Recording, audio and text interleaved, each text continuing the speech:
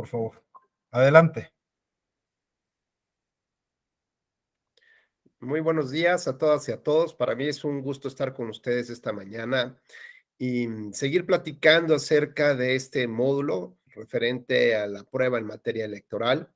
Desde aquí nuevamente mis saludos a cada uno de ustedes que se integra a esta sesión y sobre todo pues a las compañeras y compañeros de la Escuela Judicial Electoral, particularmente a su directora, la doctora Gabriela Rubalcaba, que nos permite justamente tener esta posibilidad de interactuar con todos ustedes. Como ya conocen, bueno, la dinámica de estas charlas está muy vinculada con la participación de ustedes, en la cual podrían compartirnos sus experiencias, inquietudes, cuestionamientos, así que en cualquier momento que sientan la necesidad, por favor, levanten la mano. Um, eh, por el chat también pueden hacer preguntas o siéntanse en la confianza de interrumpir en cualquier momento la clase y así podemos retroalimentar nuestros conocimientos. Ayer hicimos un repaso muy general de a lo que se refiere justamente la prueba en términos generales. Y entonces hicimos algunas dinámicas acerca de la selección de los hechos relevantes, ¿no? Y para eso varias de sus compañeras y compañeros nos hicieron favor de hacer una especie de resumen de alguna historia, algún cuento, y entonces advertimos ahí cuáles eran los elementos relevantes para esa historia, porque a final de cuentas lo que queremos probar, insisto, no nada más son esta particularidad de los hechos, evidencias e información. Claro que eso es muy importante porque eso va a constituir o construir justamente la historia sobre la cual se finca, ¿no? Se basan estos hechos. Entonces, el primer punto que necesitamos aterrizar y que nos debe quedar muy claro es que lo que debo de acreditar con las pruebas es una historia. Y esta historia se va uniendo a través de ciertos puntos muy específicos y que están probados en el expediente. Ahora, ¿cuáles son estos puntos específicos? Pues aquellos que debo llevar a cabo una selección de los mismos para solamente establecer los elementos que son relevantes para la historia de inicio, la parte medular y la conclusión. Y por lo tanto debo tener esta capacidad o a partir de este procesamiento de información, debo separar lo que no es relevante, pero que a lo mejor sí eh, podría revestir alguna parte relevante, ¿no? Um, por ejemplo, en la dinámica que practicamos el día de ayer acerca del cuento de la Caperucita Roja, el tema, por ejemplo, central que vimos, pues trataba acerca de una niña, una relación con la abuela, una situación de, de alguna incapacidad de la abuela, en fin, y una serie de condiciones que generaron lo que ustedes ya saben, de cómo fue determinando la historia desde el punto de vista de cada uno de los participantes. Sin embargo, todos hablaron de la capa o de la caperuza, ¿no? Roja de la niña. Sin embargo, este no fue un tema relevante en la historia. Pudo haber tenido capa o no pudo haber tenido una capa. Y explicamos justamente por qué este elemento puede ser un tema distractor, justamente para la narrativa de nuestra historia. Así que debemos de tener mucho cuidado en seleccionar cuáles son estas bases sobre las que voy a sentar o fijar justamente en mi historia. A partir de ese momento, entonces ya tengo una claridad importante que lo que debo de probar con estas evidencias justamente es esta historia. Cuando concluye esta historia, o lo que le conocemos con el nombre de una conclusión probatoria, entonces tengo que hacer un repaso de mis evidencias probadas, de mis hechos seleccionados y de la historia si es creíble y que a partir de ella entonces pueda yo considerar que esa conclusión también ya está aprobada y que tiene los elementos suficientes para que un juez pueda tener convicción de esa historia, de la probabilidad de que haya sucedido de esa manera y sobre todo que haya violentado las normas o principios electorales y constitucionales. Y decíamos que ese paso previo a la convicción, a esta forma de quedar seguro sobre la decisión que voy a tomar o esta parte del convencimiento del juez, tiene que pasar por un proceso que se llama el estándar probatorio. Ese estándar probatorio no es otra cosa más que establecer de manera objetiva cómo estos elementos de la historia, mediante los cuales se construyó justamente esta narrativa, me hacen pensar que realmente es creíble esa historia. Entonces, cuando la suma de los elementos, la convicción de los razonamientos jurídicos plasmados en el papel como argumentos, entonces me va a dar justamente esta parte de entendimiento en el sentido de que objetivamente puedo considerar, más allá de toda duda razonable, puedo considerar que el sujeto involucrado sí violó la ley, sí violó la Constitución. Y bueno, ya habíamos quedado que íbamos a hacer un ejercicio para esta mañana acerca de cómo seleccionamos nuestros hechos relevantes y sobre de ellos cómo fincamos nuestra historia. Así que bueno, ¿quién quiere participar esta mañana con nosotros? Que nos haga favor de compartir este pequeño ejercicio que hemos quedado pendiente de realizar para el día de hoy.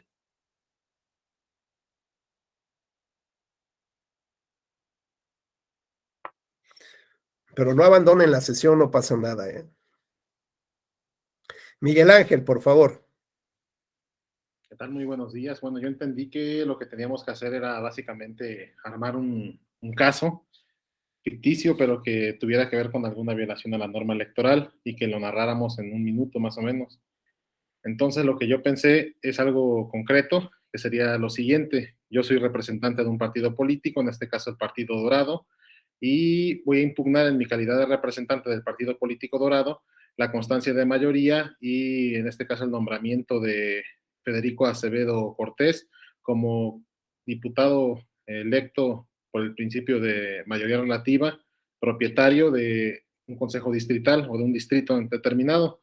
Entonces, en mi calidad de representante del partido político del Partido Dorado, el acto que combatiría sería el acuerdo dictado por el Consejo Distrital, en este caso yo le inventé el número 50 del INE en el estado de Veracruz, de fecha 31 de mayo del 2022, que sin revisar la elegibilidad de Federico Acevedo Cortés, le otorga la constancia de mayoría como diputado federal propietario. Mi interés jurídico es más que nada porque soy representante propietario del Partido Político Dorado y se agravian los principios de legalidad e imparcialidad que rigen la materia electoral en perjuicio de los contendientes y del propio instituto político que yo represento. Los hechos se sustentarían en lo siguiente, que el 31 de mayo del 2022, los integrantes del Consejo Distrital 50 declararon la validez de la elección de diputado federal por mayoría relativa y le otorgaron la constancia de mayoría al ciudadano Federico Acevedo Cortés. Sin embargo, pues no practicaron un análisis pormenorizado de los requisitos de elegibilidad. Federico Acevedo Cortés se ha desempeñado como consejero del Consejo Local del INE en Veracruz en los procesos ordinarios federales 2016, 2018 y 2020, por lo que a la fecha, es decir, en el año del proceso 2022, no han transcurrido 3 años, lo cual lo imposibilita legalmente para ser declarado elegible y recibir la constancia de diputado federal. Al respecto, el artículo 55, párrafo segundo, fracción quinta de la Constitución Política, establece como requisito de elegibilidad no ser ministro de la Suprema Corte de Justicia de la Nación y ni consejero, presidente o consejero electoral en los consejos general, locales o distritales del INE, salvo que se hubiere separado de su encargo de manera definitiva 3 años antes del día de la elección, lo que en este caso pues no sucedió.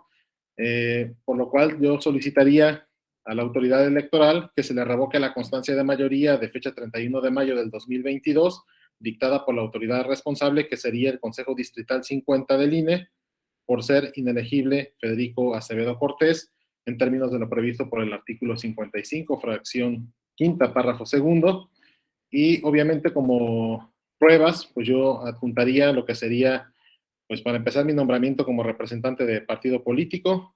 Después, la copia certificada de un acta de sesión donde esta persona haya participado en su calidad de consejero local del INE, de preferencia la última para acreditar que no se cumplió con la temporalidad. Después pediría una prueba de informes al INE para que precise si se desempeñó como consejero local, las elecciones en las cuales participó con esa calidad, la última sesión a la que asistió y la fecha de renuncia de consejero local de esta persona. Además, la copia certificada del INE donde se le entrega el acta de la constancia de mayoría y se le declara la validez de la elección. Entonces, este sería el caso que yo pensé, muy Muy bien, concreto Miguel Ángel. y básico, ¿no? Como muy legalista. No, hombre, muy bien, pero fíjate, vamos a tratar de, si nos los permites, de jugar justamente con este caso para ver dónde podemos mejorar y cómo podemos encontrar, digamos, este lanzamiento de dardos precisos para dar en la diana, ¿no? En el blanco adecuado. Dante Reyes, buenos días. Si fueras tan gentil de abrir tu micrófono. ¿Qué tal? Buenos días. Dante, oye, nada más recuérdame, tú eres el que estás, más bien manejas los temas laborales, ¿verdad? Es correcto, sí. Perfecto, entonces nos viene muy bien tu perfil. ¿Podrías sintetizarnos, ¿no? Si, muy brevemente, ¿pudieras decirnos a qué se refiere esta historia de Miguel Ángel? O sea, ¿pudiste entenderla, saber de qué va o qué es lo que plantea? Una persona que tiene un impedimento para ser candidato resultó ganador de una elección. Ok. ¿Y ese impedimento en qué consiste? En haber sido funcionario electoral, en Correcto. particular consejero, es lo que entendí. Correcto. ¿Y por qué crees que tenga un impedimento? Digo, ya sé que lo Porque dice la ley, sí lo ¿no? dice la ley, pero le presupone una ventaja al conocer, bueno, tener información, pensaría logística, estratégica de las secciones y distritos electorales. E Ok, incluso hasta conocimiento de los partidos políticos y de sus estatutos, o bueno, mucha información tiene acceso. ¿y eso está mal? ¿Tener información? Tener información no está mal, pero sí utilizarla en favor personal y en perjuicio de otra persona, sobre todo en perjuicio de la persona de quien tienes esa información. Correcto. Y entonces, ¿no crees que lo que debería demostrarse es ese perjuicio o solamente debe ser sancionado como estas posibilidades de delitos de riesgo, ¿no? Como soltar un toro en el zócalo del pueblo y pues a lo mejor a nadie le pegó, ¿verdad? Nadie lastimó, pero es una situación de riesgo. ¿O crees que sea una situación concreta, específica, que se pueda materializar en una ventaja indebida? Pensaría que la prohibición está estipulada en la ley. Entonces, desde ese punto de vista, no hay necesidad de probar algún perjuicio. Pensaría que presupone o se presume la utilización de la información que tiene el exfuncionario electoral. Bueno, quizá ahí me estoy contradiciendo. Entonces, si se presume que va a utilizar la información, pues quizás sí haya que probar que existe ese perjuicio a los otros candidatos. Ok, gracias Dante, muy gentil. Edni Guadalupe López, buenos días. Buenos días. ¿Cuál crees que sea el tema de fondo del por qué existirá esta prohibición que alega Miguel Ángel? Yo considero que es la manera en la que pueden influir en el proceso, precisamente porque ya se desempeñó como autoridad y es lo que pondría en grado de desventaja con los demás participantes. Pudiera influir en el aspecto de que tenía acceso sobre el demás personal o bien hasta puede intimidar a los participantes por el hecho de haber sido ya autoridad. Ok, muchas gracias Edni, muy gentil. Leila, por favor, ¿podrías abrir tu micrófono? Sí. Leila, una pregunta. Para ti, ¿dónde quedó más clara la historia? ¿En la narrativa que hizo Miguel Ángel, digamos, la primera parte, o cuando ya habló él acerca de las pruebas, o sea, de cuáles eran las pruebas que tenía que presentar? ¿En qué parte te quedó más clara la historia? Al inicio, cuando nada más planteó como tal el caso. ¿Sí? ¿En esa parte o ya cuando se refería a algunos puntos de hechos o de pruebas? Bueno, es que al inicio como que fue más concreto en cuanto a cuál era la problemática y ya después como que se refirió más a cómo iba a acreditar eso que estaba señalando. Bueno, muchas gracias, Leila. Ahorita continuamos con la dinámica. Mira, Miguel Ángel, muy bien, el tema que estás planteando eh, todavía tiene posibilidad de ser más concreto, ¿no? ¿A qué voy con este punto? Bueno, tienes unos hechos determinados, así debes de contar la historia. La historia se basa en lo siguiente. Tenemos un candidato que resultó electo o tenemos el registro de un candidato mediante el cual o a través del cual va a llevar a cabo su proceso electoral o la votación, o ya las personas votaron por él, no sé, el punto en que tú lo quieras comprobar, ¿no? Sin embargo, tú consideras que su nombramiento, su designación o su elección es ilegal porque en él se actualizan ciertas circunstancias que ponen en riesgo la votación como tal, ¿no? Entonces, fíjate, ya vas centrando un poco la historia desde el arranque de la narración. Y lo que viene es después a complementar justamente cuáles son las razones de fondo por las cuales tú consideras de entrada que o una norma se tiene que aplicar de manera automática, es decir, no hay un razonamiento, digamos, sobre la materia probatoria.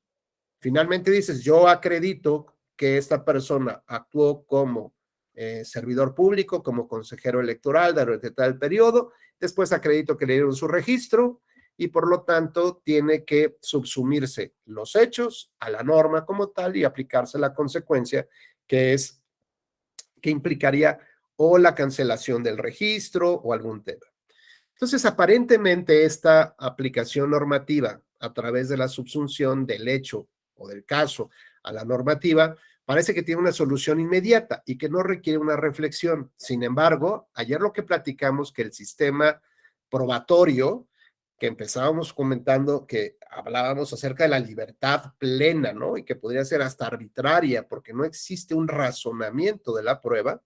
Después pasábamos por el sistema de la prueba tasada, donde también tampoco había posibilidad de razonar la misma, sus alcances y sus valores, hasta pasar a un sistema mixto con la sana crítica.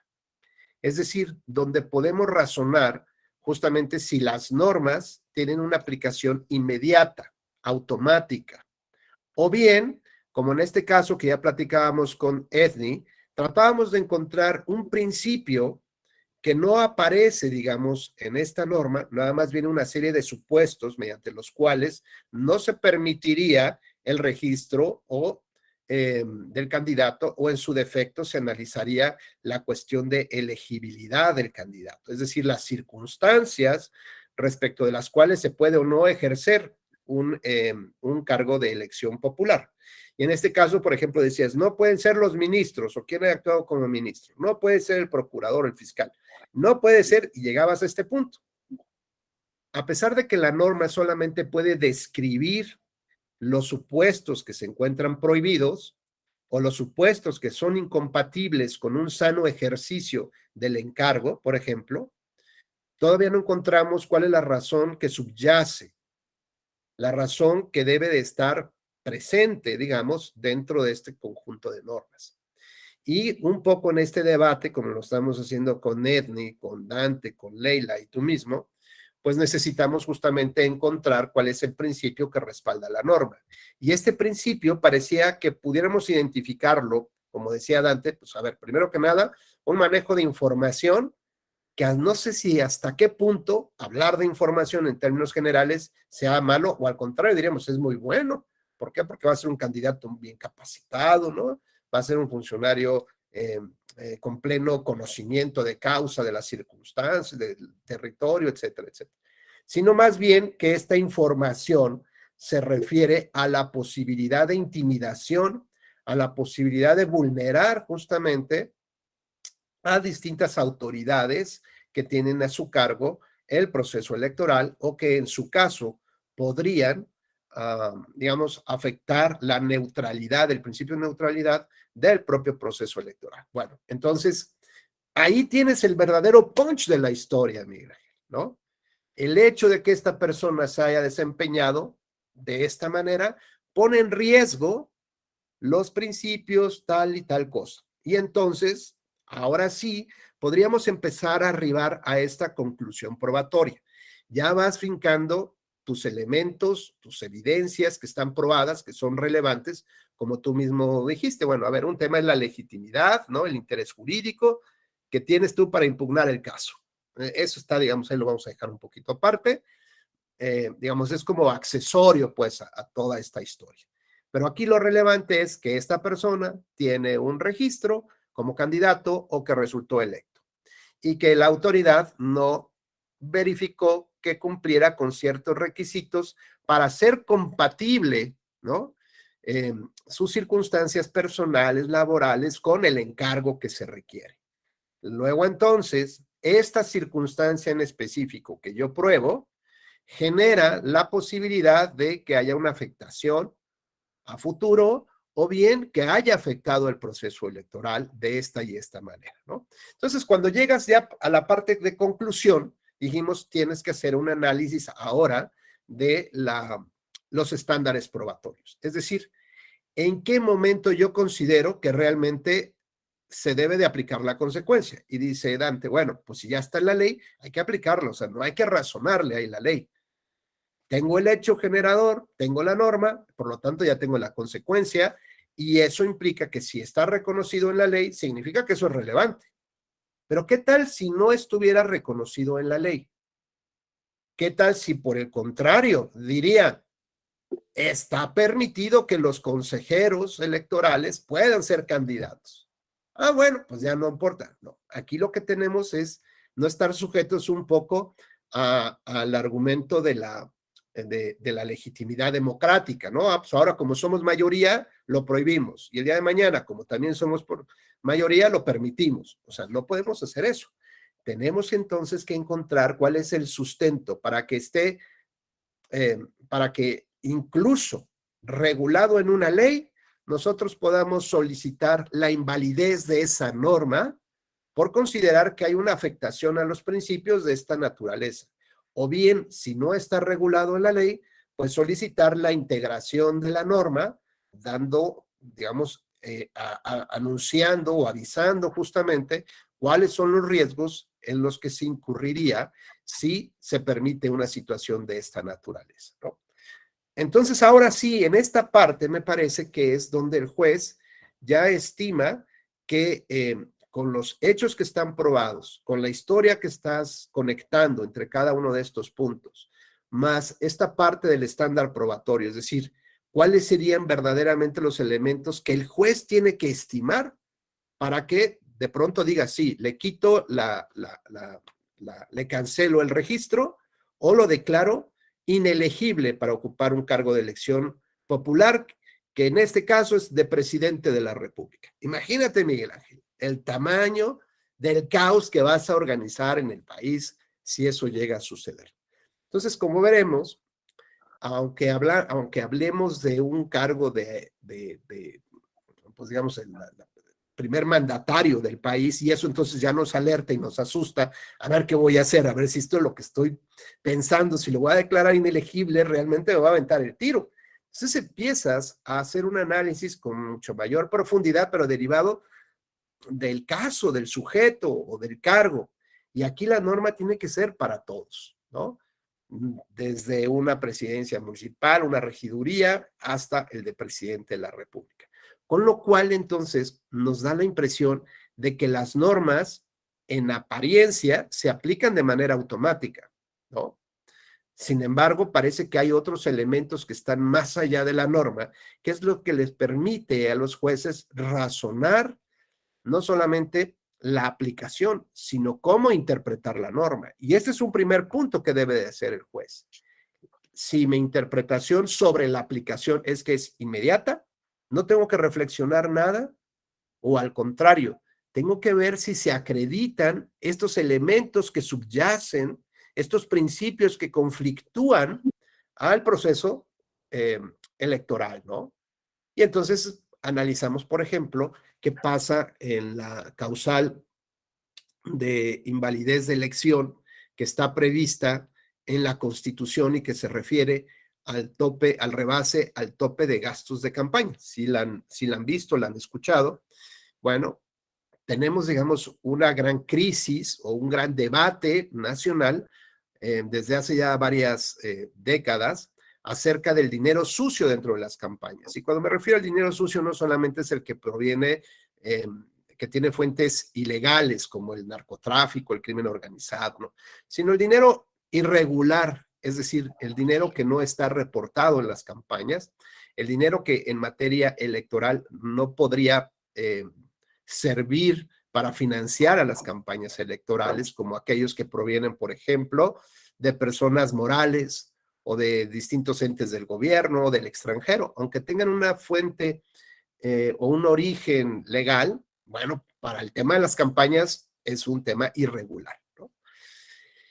Y entonces, ante esta, digamos, ante este gran debate sobre qué tanto se están escondiendo los dineros para las campañas y qué tanto se rebasan los topes de gastos de campaña, se decidió que a nivel constitucional se regulara. Mira, Dante, o sea, no a nivel de la ley, a nivel constitucional, o sea, para que no haya posibilidad de que ninguna mayoría ahí extraña pueda cambiar este asunto de la gran preocupación que se tiene. Y entonces se dijo que si se rebasaba el tope o el límite del gasto de campaña en más de un 5% o más, y al mismo tiempo coincidía que la diferencia de los votos entre el primer lugar y el segundo de esa elección fuera menor de ese 5%, entonces, para los efectos de la relevancia, de la trascendencia o del estándar probatorio en cuanto al elemento determinante, pues la Constitución básicamente dice, acredítame A y acredita B, y en automático aplicas la consecuencia que es la invalidez de la elección. Y lo cierto es que, pues muchas personas se van con esa finta. Ah, no, si eso yo ya acredité A y B, entonces ahí viene la consecuencia. Sin embargo, ¿esto qué implicaría, Miguel Ángel, en tu opinión? ¿Qué pasa si yo tengo un rebase, digamos, del 100% del tope del gasto de campaña? El 100%. Pero la diferencia de votos es del 8%. O sea, no acredito el supuesto B. Ya en automático no puedo aplicar la consecuencia de la nulidad.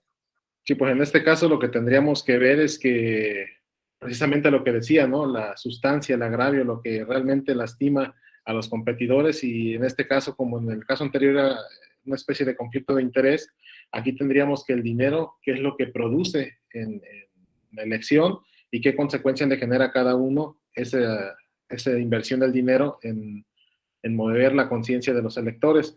Y a partir de ahí la ventaja obtenida tendría que medirse y tratar de pelearla en una especie de lucha de tratados internacionales con la norma constitucional para tratar de que se abra esto y que, bueno, a pesar de que no acredita el porcentaje que se dice, esto es muy severo y sí atenta contra la democracia, que es un principio básico, la imparcialidad y demás, ¿no? Entonces, a veces el hecho de mencionar el agravio nos va a ayudar mucho para abrir la pauta, ¿no? Como el caso de los matrimonios del mismo sexo. Si bien la norma lo prohíbe, pues ya en esencia el decir el por qué, eso puede abrir la pauta para que se puedan incluso invalidar la norma y poder entonces en estos casos llegar a un fin pues benéfico para las personas, y aquí sería para los contendientes de la elección. Claro, bueno, entonces fíjense muy bien lo que Miguel Ángel nos asoma en su discusión, en su argumento, tiene que ver con algo que se llama la carga probatoria o la reversión también de la carga probatoria. ¿Y a qué me quiero referir con ello? Bueno, pues dice Miguel Ángel, más allá de que no se cumpla con el supuesto legal y que por lo tanto no se acredita ese elemento determinante, tampoco es que la Constitución o la norma diga la única manera de acreditar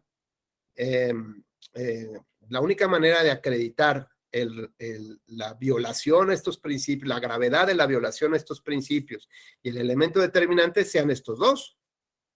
Es de alguna manera como de manera pedagógica nos enseña la Constitución cómo podría hacerse. Pero lo que señala Miguel Ángel es muy cierto. Aquí lo que tiene que ver es con las pruebas que voy a presentar por las cuales considero que el rebase en el 100% del tope de gastos de campaña, pues eso tiene una afectación, y no nada más de nombre. Imagínense un caso donde dijera, una demanda donde dijera, y te acredito que rebasó en el 100% el tope de gastos de campaña. Y luego, o sea, el juez pediría, bueno, ¿y qué más? ¿Y qué pasó? ¿Para qué se utilizó ese dinero? ¿Qué tal si solamente era un error aritmético, un error en el llenado del informe, por ejemplo? O hay ciertas situaciones irregulares en el acto que determina el rebase al tope de gastos de campaña. Entonces, lo cierto aquí es que dependerá mucho, por ejemplo, en esta norma o en los diferentes escenarios de los cuales se puede desprender de la interpretación de la aplicación de esta norma, que lo que está en juego son las cargas probatorias. Si yo acredito los dos elementos A y B, pareciera que en automático tengo la consecuencia. Sin embargo, ¿qué tal si el rebase del tope de gastos de campaña está justamente en un apartado del informe donde no tuvo ningún impacto en apariencia sobre el principio de equidad en la contienda? Por ejemplo, ¿qué tal si el tope de gastos de campaña de esa elección municipal fue de 60,000 pesos? La campaña duró 45 días. Y uno de los elementos que se reporta como gasto de campaña es la casa de campaña del candidato. Y bueno, lo que el candidato hizo fue, para que no le costara más dinero, o sea, que no erogara, pues prestó su casa como casa de campaña. Y entonces pusieron una supermanta que decía casa de campaña del candidato fulano de tal. Y entonces cuando se hace un análisis de esa casa de campaña a partir de una inspección ocular que hace la autoridad electoral, se da cuenta que es un rancho de 4 hectáreas.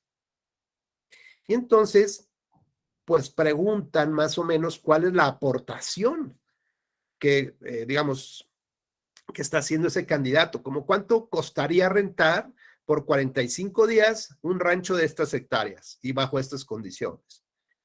No, bueno, pues los 60,000 pesos no le van a servir ni para el arranque. Y a lo mejor en ese apartado está el tema, o sea, visualizado, encapsulado, el tema del rebase. La pregunta que podemos hacer, a pesar de que se acreditó a A y B, pero ahora tenemos este elemento que modula o modifica la violación al principio, pues sería como que muy difícil que alguien resolviera que se va a anular una elección, a sabiendas de que la nulidad es la sanción máxima que se puede imponer en este sistema electoral. Entonces, no basta con el cumplimiento de la norma o de los supuestos de la norma para, digamos, para que la aplicación de la misma sea automática, sino que hay otra parte todavía muy importante que tiene que ver con la violación al principio, con la vulneración o ese impacto que tiene que justifique realmente que se anule una elección. No solamente es rebasar por rebasar, sino como dice Miguel Ángel, y vamos a ver, y ese rebase, ¿cómo impactó? ¿En dónde impactó? ¿A quién le impactó? ¿Vulneró la libertad del sufragio? ¿Vulneró la libertad de conciencia? ¿Qué fue lo que trastocó justamente con ese rebase? Y entonces ya nos damos cuenta que nuestra conclusión probatoria está colgada con alfileres. todavía nos falta un cúmulo de pruebas necesario para soportar que el rebase que ya está acreditado, además vulneró, violó, trastocó de una manera importante estos principios que se consideran los mínimos para estimar que es una elección democrática. Queda un poco ya más claro cuál es digamos, las condiciones necesarias que deben de presentarse y probarse en una demanda y no solamente quedarse con estos dos elementos que establece la norma. Adelante, Dante. Gracias. Bueno, de lo que entendí, bueno, como parte de las herramientas para llegar a estas conclusiones, sería la utilización de la interpretación funcional que establece la normativa electoral, porque al final de cuentas pensé, como lo menciona, es a ver si se sobrepasó en el 100% de los gastos de campaña, pero no está el otro elemento. Al final de cuentas, la ley lo que busca es que exista esa equidad, y lo que he entendido de la interpretación funcional es cuál es la función de la norma, para qué se elaboró esa norma. Si es para buscar la equidad, entonces vamos a ver si con las pruebas, o el ejemplo, creo que sería más aplicable al ejemplo del rancho, es, a ver, teniendo ese rancho, ¿va a tener más ventaja? ¿No va a tener más ventaja? ¿Se vulneran esos principios? Entonces es buscar la función y la utilidad que tiene la norma como está plasmada. ¿Sería eso, es el caso? Digamos, a ver, puede ser esa parte, si tú lo quieres asemejar con la interpretación funcional, podría ser. Y yo te diría, y la interpretación del fin último, ¿no? La parte teleológica, o sea, realmente qué es lo que busca, más allá de todo, qué es lo que buscamos con prohibir o con castigar ese tipo de conductas, ¿no? Está bien, sin embargo, aquí yo creo que lo que tendríamos que siempre analizar es cuáles son, digamos, los principios que subyacen a una norma, qué es lo que realmente le da un soporte que permite salir, ¿no?, del nivel del agua y flotar, pero abajo está todo el iceberg, ¿no? Está el cúmulo de la roca de hielo como tal, que es lo que le da todo ese soporte a la norma, porque, insisto, podríamos tener incluso una norma que dijera exactamente lo contrario, como en el caso que puso Miguel Ángel. Una norma específica que dijera, y los consejeros electorales podrán ser candidatos y tal, y los ministros podrán ser candidatos, y los ministros de culto religioso, y así lo va a poner. Imaginemos justamente, a lo mejor digan, qué disparate de una legislatura local. Bueno, pues vamos a suponer que incluso así lo pone.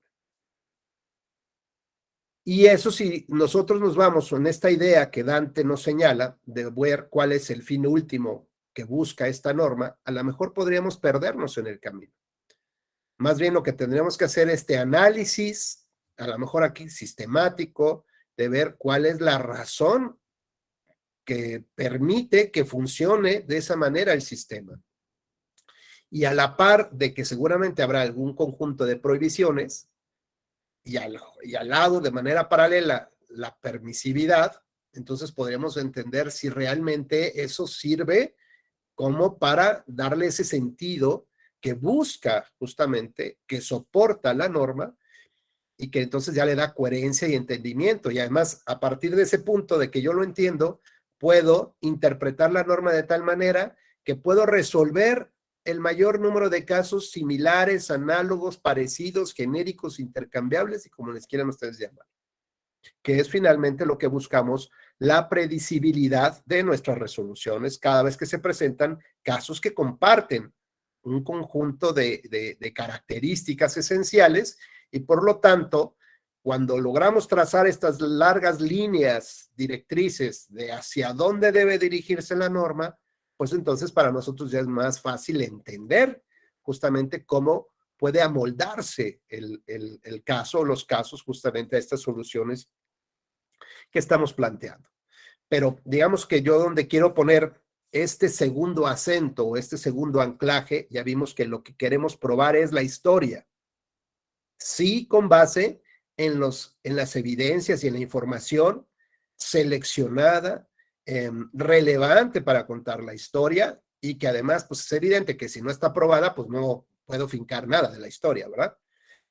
Cuento la historia sobre conectando estos puntos y luego tengo mi conclusión probatoria. Cuando llego a la conclusión probatoria, a partir de este último tamiz, de esta última fase que es el estándar probatorio, y donde digo ya, con esto es suficiente para que el juez considere que con ese rancho, reportando ese rancho, la gente votó por las personas. En un análisis muy simplista, voy a decir, bueno, ¿qué tiene que ver la casa de campaña con bueno, pues no sé, algo, hay que argumentarlo, ¿saben? Y entonces cuando digo que esa casa sí influyó de tal manera, pues ¿dónde están las pruebas justamente? ¿Dónde está la historia que me acredita que esa era la casa maldita, ¿no? Y todo aquel que la veía quedaba hechizado. ¿Me explico? O sea, todavía nos falta un gran camino por recorrer en materia probatoria para medianamente intentar convencer de lo que queremos. Si solamente pensamos que la norma se aplica en automático su consecuencia, pues no, estamos mal. ¿Por qué? Porque tenemos una lectura muy parcial, una interpretación muy pequeña de la norma, porque no estamos viendo más allá de la misma qué es lo que busca en realidad decirnos. Son como una especie de jeroglíficos. Imagínense ustedes con su sombrero, sus lentes, su gabardina al mero estilo Indiana Jones, con todo el látigo incluido, ¿no? Y entonces están en aquella pirámide, en aquella cueva, y advierten una serie de gráficos, jeroglíficos que quieren decirnos algo. Bueno, pues cuidado de aprietes si le tengas una mala lectura, ¿no? Porque aparecerán las lanzas, los escorpiones, los gases venenosos y la bola esta, ya saben, esta que va a aplastar a Indiana Jones, ¿no? Bueno, lo mismo nos pasa con estos jeroglíficos que encontramos en esta hoja de papel. Tenemos que ser muy cuidadosos en saber leerlos para entender qué es lo que nos quieren decir, qué está detrás de ellos, para entonces sí darle un correcto entendimiento y llevarse el paquete completo, la calavera de cristal, ¿no? En esa idea, digamos, es donde debemos de centrar este punto, digamos, de esta clase el día de hoy, es justamente cómo pruebo la conclusión, cómo busco los elementos necesarios justamente ya para este último pasito, que es uno de los más importantes y que trata del convencimiento del juez respecto del mismo caso. Adelante, Carla, por favor. Muchas gracias, muy buenos días a todos y todas. Sí, entendiendo un poco lo que nos está comentando, doctor, veo que en el ejemplo que nos pone el compañero Miguel Ángel, en caso de rebase de topes, perdón, en el caso de rebase de topes, lo que nos marca la norma del porcentaje es una mera presunción y es la presunción para que se actualice el porcentaje del 1%, es para que se actualice la determinancia cuantitativa. Esto es una determinancia meramente numérica. A mí se me ocurre que, por ejemplo, si tienes un rebase del 100% y se acredita que fue porque pactó con todas las empresas de los espectaculares de todo el distrito, y los únicos espectaculares son de ese candidato o de esa candidatura, entonces ahí sí podría acreditar en mayor medida la falta de equidad en la contienda y el perjuicio que causó este dinero excedente que malamente gastó el candidato, ¿no? ¿Sí sería así? Sí, Carla, muy bien. Bueno, yo ahí nada más puntualizaría dos cosas bien interesantes. Lo que señalas como presunción de derecho es respecto del elemento determinante, justamente, ¿no? Es decir, nos da ciertos visos, nos advierte un poco cómo podríamos acreditar digamos, esta convicción plena para el juez. Es decir, se refiere a un estándar probatorio.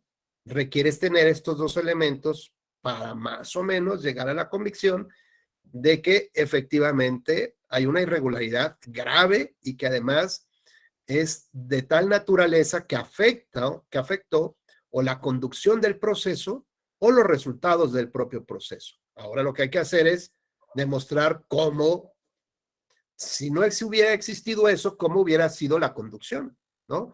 En qué momento se desvió el proceso y de no haberse presentado, cómo debió haber seguido teniendo esa ruta normal o cómo los resultados pudieran haber sido diferentes.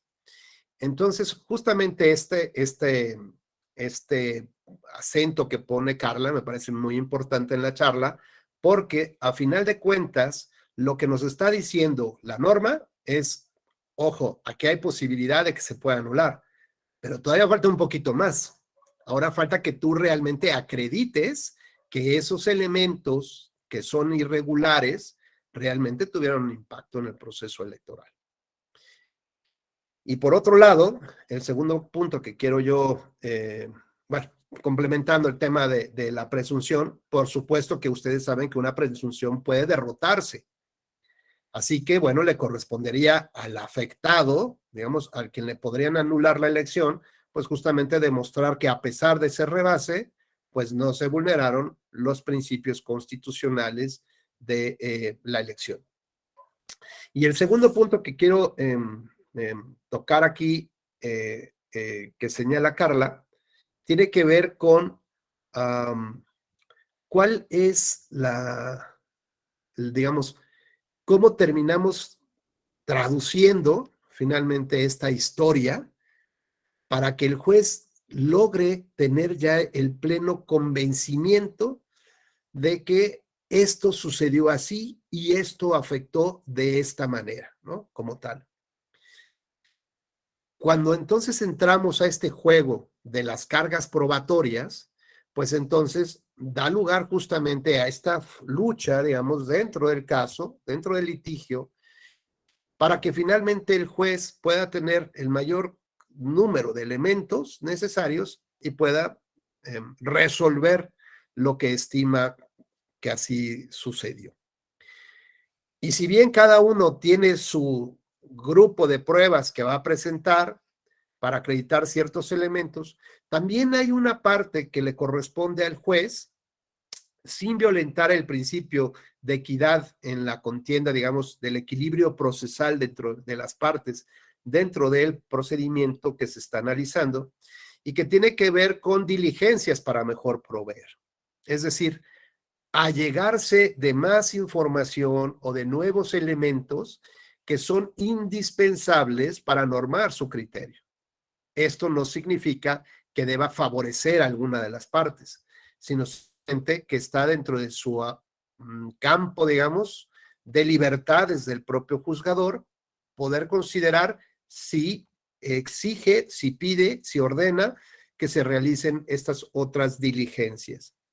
Con lo cual, entonces entendemos que es una facultad potestativa del juez. Aunque la pidan las partes, pues no necesariamente se va a conceder. ¿Por qué? Porque el juez es quien tiene esta facultad o esta atribución de ejercerla o no. Por lo tanto, la obligación, pues, de las partes es tratar de acompañar todos los elementos que sean necesarios de carácter, digamos, esencial, principal, para una correcta narrativa de la historia, y luego ya mandamos, digamos, como soporte, digamos, las pruebas que van a soportar los argumentos secundarios, colaterales, ¿no? Tangenciales, que van justamente como a tratar de apoyar de mejor manera el argumento. Es como si tuviéramos un banco con 3 patas. Sabemos que esas 3 patas son suficientes para soportar el banco y a la persona. Bueno, pero ¿qué tal si le ponemos una cuarta y una quinta patita, ¿no? Y además hasta como más, así más bonita y tal, ¿no? Bueno, pues eso en realidad le estamos adornando las patas, pero si se quitan esas últimas 2, el banco se sigue manteniendo. El problema es cuando a veces confundimos los argumentos accesorios con los principales. Y entonces construimos toda nuestra argumentación a partir de una prueba, pues, secundaria, de una prueba accesoria. Y cuando nos damos cuenta que si la golpean, si la tiran, pues en automático se cae todo o prácticamente todo. Y sería muy difícil que el juez pudiera reestructurar justamente la demanda para poder llegar al punto que se busca. Bueno, pues avanzamos entonces con nuestra presentación.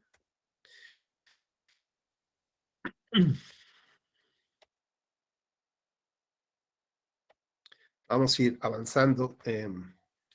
Por ejemplo, algunos temas básicos que ya los platicamos el día de ayer, simplemente para darle un poquito de forma a nuestra exposición. El concepto de prueba es un instrumento de conocimiento encaminado a conocer o averiguar la verdad sobre ciertos hechos controvertidos, pero al mismo tiempo, como fuente de conocimiento, solo es probable. ¿Por qué es probable? ¿Por qué? Porque no necesariamente se van a acreditar de manera, ¿cómo explicarlo?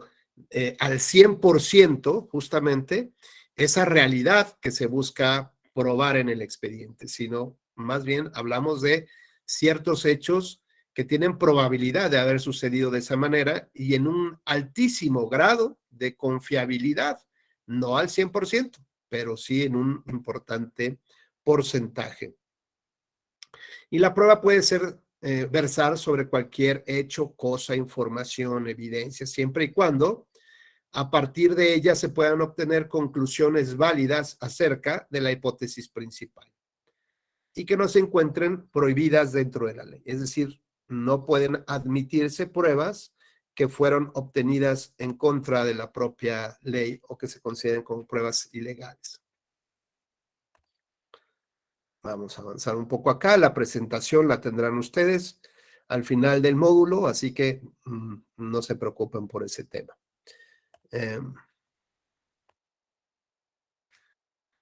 Bueno, tenemos entre las fuentes un poco la diferencia teórica entre las fuentes de la prueba y los medios de la prueba, ¿no?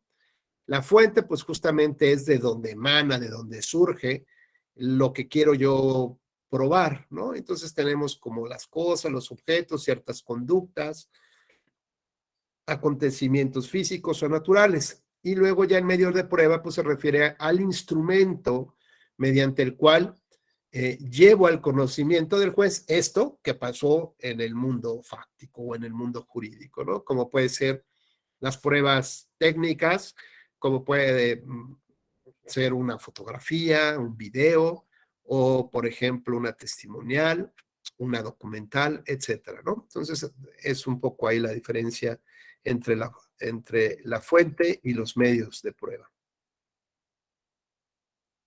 ¿Cuáles son los principios rectores de la prueba? Aquí esto sí es importante señalarlos, tenerlos muy claro, y tiene que ver con 3 principios básicos: el dispositivo, el inquisitivo y la igualdad de oportunidades.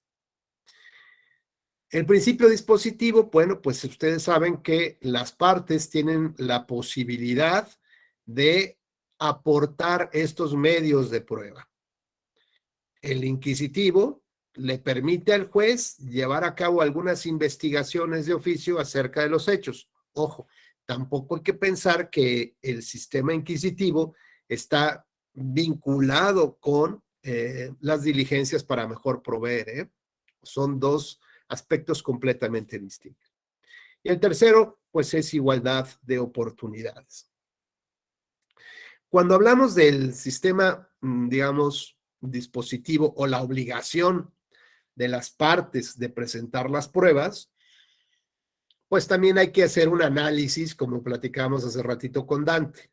No porque así lo diga la ley, en el sentido de que las partes deben de presentar sus pruebas, por ejemplo, en materia electoral, junto con la demanda. No hay un periodo posterior al tiempo que tienes para ejercitar la acción correspondiente para ofrecer y presentar pruebas, sino que tiene que hacerse dentro del mismo plazo impugnativo. Y entonces dice la ley que deberán presentarse las pruebas de las partes. Bueno, lo cierto es que este principio dispositivo te obliga justamente a tener los elementos necesarios para hacerle llegar al juez el conocimiento de los hechos y de las conductas que quieres señalar. Sin embargo, hay un conjunto de elementos que no necesariamente están en poder de las partes, que están, por ejemplo, en poder de la autoridad. Y cuando eso sucede, entonces, quien está obligado a presentarlas, pues es la autoridad. En algunas ocasiones la ley señala que las partes deberían pedir o solicitar a las distintas autoridades algunos elementos de prueba y que esto se debe de hacer con la debida oportunidad para que en caso de que no se los entreguen dentro del periodo impugnativo, entonces pueda solicitarlos el juez o el magistrado, pueda solicitarlos a esas autoridades, ¿no? Requerir esa información. Y también hemos visto muchos casos donde los litigantes, una hora antes de presentar su demanda, van y presentan una solicitud a la autoridad para que emita un certificado, cualquier cosa, y ya en la demanda dice, oye, y fíjate que ya la solicité y es la fecha que no me la entrega. Entonces, a ver, vamos a ver, ¿cuándo se la solicitaste? No, pues el mismo día que acabo de presentar la demanda. Bueno, a ver, me queda claro que hay una gran dificultad de acceso a la justicia en materia electoral por el tema de los plazos. No sé si con ustedes lo comenté, pero 4 días en términos generales no solamente son pocos, sino es angustioso, ¿no? Tener toda la información para poder presentar una demanda adecuada que te garantice un verdadero acceso a la justicia. Es muy complicado, lo entiendo, y en mi concepto, en mi opinión personal, me parece que podría, digamos, analizarse más de fondo este tema y no solamente que sea materia de una reforma electoral, ¿no? Sino también un cuestionamiento duro y serio en términos de inaplicación de la norma. Pero bueno, más allá de ese tema, que no nos debe de preocupar en este momento, en muchas ocasiones se han desestimado estos ofrecimientos de prueba en los cuales se solicita que las autoridades requieran la información, dado que no se cumple con una serie de elementos que establece la norma, ¿no? Y entonces establece que pueden presentarse pruebas fuera del plazo, siempre y cuando se acreditan una serie de supuestos. ¿Como cuáles? Bueno, por ejemplo, que la prueba misma, digamos, el medio de prueba como tal, no existía en el momento en que se presentó la demanda, como puede solicitarse una certificación. O bien puede ser que la fuente de la prueba nació con posterioridad a la presentación de la demanda, es decir, un nuevo hecho, un nuevo acontecimiento sucedió con posterioridad. Por ejemplo, la declaración del jefe de la declaración del jefe de la bodega o de organización electoral donde se resguardaban los paquetes electorales, ¿no? Después de que se presenta la demanda, a lo mejor hay un procedimiento de investigación con la fiscalía, no lo sé, y él declara que esa bodega en realidad nunca tuvo candados, nunca hubo un control, no había una bitácora de quién entraba, quién salía, y que la verdad entraba y salían gentes y tal, que de hecho hasta había comida ahí sobre los paquetes electorales. Bueno, ese nuevo elemento es una nueva fuente de prueba y esta acaba de surgir. Y en medio de la prueba, pues tendríamos que requerir ese informe por parte de la autoridad o esta certificación de la declaración o de la constancia, ¿no? Entonces hay casos que son muy entendibles, que son justificables, pero así hay que señalarlos. Y no nada más pedir, pues que manden toda la investigación, todo lo actuado por la fiscalía. No lo van a mandar. ¿Por qué no? Porque además hay otros principios que esas instituciones están obligadas a observar, como el principio de la secrecía, la no difusión, y para no complicar, digamos, los procedimientos que están llevando a cabo. Pero tal vez sí una particularidad, algo que sí nos interesa, tal vez sí podría incorporarse al expediente. Adelante, Jorge, por favor. Hola, doctor, buenos días, buenas tardes ya. Bueno, quería comentar respecto del caso del INE. Lo comenté en una clase, creo que fue en el de diplomado de nulidades, que el INE requirió para un procedimiento especial sancionador información a la Fiscalía respecto de la carpeta de investigación de Pío López Obrador, a lo que la Fiscalía se negó a entregar la información por la secrecía, pero era fundamental para poder pronunciarse sobre el procedimiento sancionador correspondiente. Entonces, lo que hicieron, promovieron medio de impugnación, el INE lo gana, la sala superior dice que la fiscalía debe de entregar esta información, a lo que la fiscalía promueve una controversia constitucional y lamentablemente fue admitida, porque pues sabemos que las sentencias de la sala superior son definitivas e inacatables. Entonces pues ahí vemos un entorpecimiento de la justicia por el propio Estado, porque el propio Estado se está negando a entregar pruebas que son fundamentales para poder acceder a la justicia y poder establecer una sanción correspondiente al hermano del presidente. Y bueno, quería también hacer la participación de mi caso, pero de manera posterior que terminemos las diapositivas. Perfecto, Jorge, muchas gracias. Bueno, pues yo lo que les puedo contar en mi experiencia, cuando a mí me tocó participar en el equipo de secretarios de estudio de cuenta que proyectó el asunto Amigos de Fox, a mí me tocó particularmente el análisis del caso o de la, digamos, de una vertiente del caso que se relacionaba con el famoso fideicomiso Amigos de Fox. Y como parte de la investigación y diligencias para mejor proveer, mi magistrado, en paz descanse, don José Luis de la Pesa, solicitó cierta información a, pues, el área, digamos, al área penal, la parte de la fiscalía y otras entidades. Y justamente, bueno, yo comparecí en varias ocasiones a la fiscalía y me veía las bodegas donde tenían las cajas y cajas de la información, y la verdad es que la mayor parte de ella estaba repetida, ¿no? Eran copias de la copia, y bueno, pues tampoco hay como una selección o selectividad del procesamiento de datos para saber justamente. Entonces ya te imaginarás, Jorge, las tardes que estuve ahí en las oficinas, hasta con guantes especiales para estar hojeando ahí los expedientes, y sobre todo que en esas épocas se hablaba mucho del antrax y no sé cuánta cosa, polvos raros que enviaban por cartas. Yo no sé aquí la de malas, no sea el antrax, pero sea el antro que está aquí metido en los expedientes, me vaya yo a contagiar de alguna cosa rara. Pero bueno, pues la verdad es que tiene que ver mucho también con la fortaleza de la institución que requiera. Y bueno, aquí me parece que este es también un elemento pues muy importante a considerar a futuro, ¿no? El cómo deben colaborar las autoridades con los tribunales cuando se trata, por ejemplo, del tema de la democracia, ¿no? Que es un tema relevantísimo. Así que bueno, pues digamos, hay casos positivos y otros casos en que debe analizarse con mayor detenimiento el papel que están realizando las autoridades.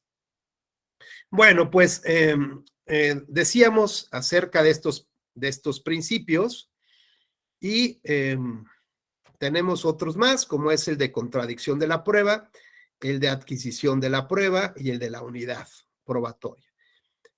Básicamente, pues, ¿a qué se refiere cada uno? La posibilidad de ofrecer, presentar, desahogar y controvertir no solamente la forma de la prueba, sino el contenido de la prueba y sobre todo los alcances que se le quiere dar a esa prueba, ¿no? Una cosa es que se prueben las manos sucias y otra cosa es que de ahí se quiera probar que se cambió una llanta, la llanta de un vehículo, ¿no? Eso es otra cosa. El alcance, los efectos que se le quieren dar, no necesariamente son los que señalan, ¿no? Se señalan en la prueba. Entonces, da la posibilidad de esta contradicción y decir, bueno, pues la prueba es muy limitada y solamente debe concentrarse en que logró probar este punto, pero no todo lo demás. El tema de la adquisición de la prueba. ¿Esto qué implica? Pues que las pruebas aportadas por cualquiera de las partes en el expediente puede beneficiar a alguno de ellos, ¿no? Aunque no sea el mismo oferente, y por lo tanto el juez tiene que tener este entendimiento probatorio, saber cuáles son las fuentes de prueba, los medios de prueba, ver cuáles son, hacer un estudio de las cargas procesales y ver de qué manera algún contenido o algún alcance puede tener este beneficio para alguna de las partes. Y lo platicábamos ayer, por ejemplo, con el caso de las copias fotostáticas simples. Entonces hay que entender, si le perjudica al oferente de la prueba, pues eso significa que le beneficia al otro. Y hay que hacer este estudio en un documento aparte para tener esta claridad de cómo ir armando el rompecabezas. Y finalmente, el de la unidad. Cuando hablamos de la unidad, a mí me gusta mucho señalar que normalmente en las sentencias se establece una frase que dice algo así como: de la valoración, del estudio y valoración individual y en conjunto de las pruebas, llegamos a esta conclusión.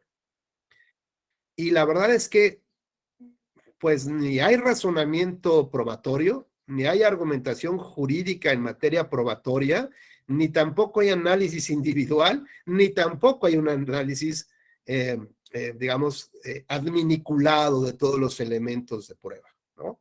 Así que este tipo de frases que están ya muy trilladas, pues a veces lo que logran generar es como la confusión en pues a quién se dirige esta sentencia, ¿no? Principalmente a las partes.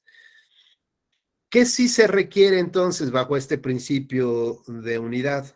Bueno, pues es que hay que tener todo el gran rompecabezas armado sobre la mesa para poder tener ese entendimiento global y particular. Ver cómo se generan los engranes entre una pieza y otra, entre una declaración y otra, para entonces sí lograr llevar a cabo un adecuado análisis, porque si no, de lo contrario, perdón, se dice, de estas pruebas se logra demostrar tal cosa, pero no, que lo máximo, dice algo así, como lo máximo que puedes demostrar con esta prueba técnica consistente en una fotografía es que aparece una persona, aparentemente es un hombre, de más o menos tal estatura, que viste así, que está cerca de algo y ya, ¿no? Entonces de esas pruebas pues no se desprende nada más que eso. Y así se va un poco narrando el tema de las pruebas cada vez que se van analizando los agravios de manera individual. Y aparentemente este estudio segmentado termina al final con esta especie de conclusión del análisis de todo el cúmulo probatorio que hay en el expediente, ¿no? Es decir, ya aquí lo tengo en la mesa, concluyo que son pruebas técnicas, que necesitan reforzamiento, que necesitan acreditarse ciertas circunstancias para más o menos tomarlas en consideración. Y es exactamente repetir lo mismo que ya se dijo en hojas anteriores, pero no hay un análisis, no hay una valoración conjunta de las pruebas. ¿Y eso qué me permitiría? Bueno, pues entonces entiendo que aquí hay una fotografía de un hombre vestido así, pero además tengo un video por acá, tengo las declaraciones que salieron en prensa, tengo un reportaje. Ay, entonces a lo mejor ahora sí, en su conjunto, me puede dar por lo menos un indicio más cercano a la veracidad de los hechos. Que a lo mejor termina por no convencerme, pero finalmente tengo esa tarea como juez de llevar a cabo este proceso de argumentación en la materia probatoria y sobre todo cuando lo anuncio que lo voy a hacer y realmente no hay trabajo sobre esta valoración en conjunto de las pruebas. Entonces, este principio de unidad, pues justamente me dice que tengo que tener todo en la mesa, todas las piezas y ver justamente cuáles son los hilos conductores que me pueden llevar de un tema a otro para poder corroborar justamente si esta historia tiene ciertos grados de fiabilidad. Ayer justamente también platicamos del sistema de valoración probatoria, de libre apreciación de la prueba, el sistema tasado y el sistema mixto. Y ahora, bueno, vamos a ver un poco acompañando este tipo de sistemas, lo que corresponde a la sana crítica y a las máximas de la experiencia. que forman parte del sistema de la libre apreciación, y ahora le agregamos el adjetivo razonada de la prueba, tal y como lo vimos el día de ayer. Entonces, la sana crítica se refiere a reglas científicas, técnicas o prácticas que constituyen los medios para conseguir que el juez esté convencido justamente de esta historia. Entonces, son reglas científicas, técnicas o prácticas. Y, por ejemplo, las máximas de la experiencia, ahí ya no son reglas, son juicios hipotéticos, no son, digamos, alguien les dice como me late, como que creo que puede ser, ¿no? Tengo como una sensación aquí que me dice que las cosas son de esta manera. Bueno, son en realidad juicios hipotéticos, independientes del caso que se examina, pero que se obtienen de la experiencia y nos dan, digamos, alguna indicación de cómo se resuelven las cosas. Por ejemplo, en la dinámica que pusimos de las manos sucias, la chica que ve al novio con las manos ahí todas negras y que señala hacia la parte de la camioneta, dentro de la máxima de la experiencia de la muchacha, de sus experiencias, sabe que quien lleva quien lleva este cambio o esta operación con el tema de las llantas, pues normalmente se ensucia, ¿no? Entonces es un juicio hipotético que no necesariamente está vinculado en ese momento en el caso, pero que su experiencia le dice que eso es probable que pase y por lo tanto le da líneas de acción natural.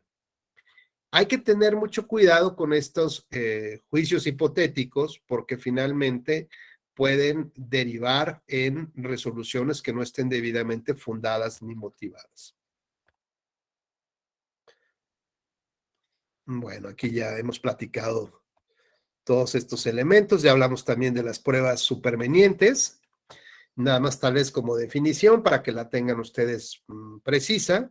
Son los medios de convicción que surgen después del plazo legal en que deben aportarse los elementos probatorios. Y aquellos existentes desde entonces, pero que el promovente, el compareciente o la autoridad electoral no pudieron ofrecer o aportar por desconocerlos o por existir obstáculos que no estaban a su alcance superar, siempre y cuando se aporten antes del cierre de la instrucción, es decir, antes prácticamente del dictado de la sentencia.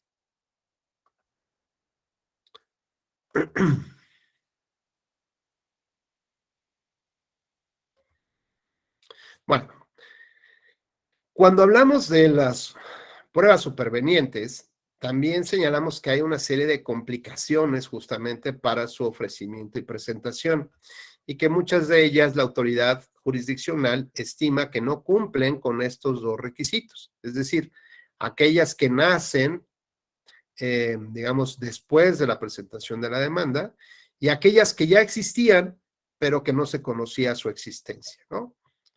Y entonces, ¿cómo logramos determinar si una persona nos dice la verdad de que no sabía que existía, ¿no? Bueno, pues tiene que ver aquí con estos criterios de razonabilidad. Si Miguel Ángel me dice que es el representante del partido político y después me dice que desconocía que existía un acuerdo de la Comisión de Vigilancia del Proceso Electoral en donde se establecieron las rutas de recolección de los paquetes electorales con posterioridad a la jornada electoral, a ver, no se la creo. No, es que yo no sabía que existían. Bueno, yo no sé si incluso formó parte o no de esa comisión, pero siendo un representante del partido ante ese órgano, pues es como muy difícil que no supiera su existencia, ¿no? Pero por ejemplo, en el tema de la inelegibilidad, además de que es consejero, fue consejero electoral, me dice que el último año no estuvo en el país porque, pues terminó, digamos, vamos a pensar que la ley dice que debe de dejar de ser consejero año y medio antes de ser un candidato, ¿no? O 3 años, vamos a pensar que además razonablemente es correcta ese tiempo, ¿no? Y resulta que cuando termina su mandato de consejero, porque además llegó una reforma constitucional o alguna cosa, y en lugar de cumplir los 6 años que estaba programado, pues nada más hizo 5 años, pero le pagaron el 6º año así, constante y sonante. Y en su gran depresión de que le alcanzó la reforma electoral, se fue a París. Se fue casi un año a París, ¿no? Con esa lana y dijo, oh, me la bebo, me la como, lo que sea. Y se la gastó en París un año. Pues la verdad es que Miguel Ángel, como representante, no sabe dónde está el colega en este momento, ¿verdad? Que está en París. Así que puede surgir, digamos, un documento que ya estaba vigente, presente, desde antes de, es más, desde un año antes que se presentara la demanda, y que tiene que ver con los permisos de salida del país, tramitación de pasaportes, expedición de visas, boletos de avión, pago de tarjetas de crédito del extranjero, permiso de internación en el país, sellos, bueno, todas esas evidencias existen desde hace un año antes, pero pues ¿quién las puede conocer? Pues normalmente no están en el uso común de las personas, ¿no? Así que bueno, eso es razonable que no tenías conocimiento y por lo tanto sí pudiera presentarse. Entonces vean cómo tiene que argumentarse en el ofrecimiento probatorio, incluso, yo diría, y aún más cuando se trata de pruebas supervenientes que estimamos, pues cumplen, digamos, esta característica de este último empujoncito, ¿no? De poner ya la última puntilla ahí que hace falta para poder acreditar nuestra historia y lograr la pretensión que hemos establecido. Y por otro lado, existe esta parte de qué tanto la autoridad jurisdiccional debería de garantizarnos el acceso a la justicia a partir de documentación que evidentemente no obra en nuestro poder. Evidentemente, si no dices que me faltaron pruebas aquí para que me acreditaras que el colega estaba en París, pues a ver, con todo el respeto, tribunal, ¿y yo cómo voy a solicitarle eso a Relaciones Exteriores? ¿Me va a decir que quién soy yo? ¿No? ¿Que qué relación tengo yo con el colega para que además me dé toda la información?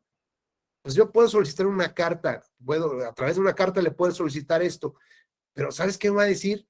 Pues no tienes interés jurídico, legítimo, personal, ni de amistad, o sea, ¿a ti qué?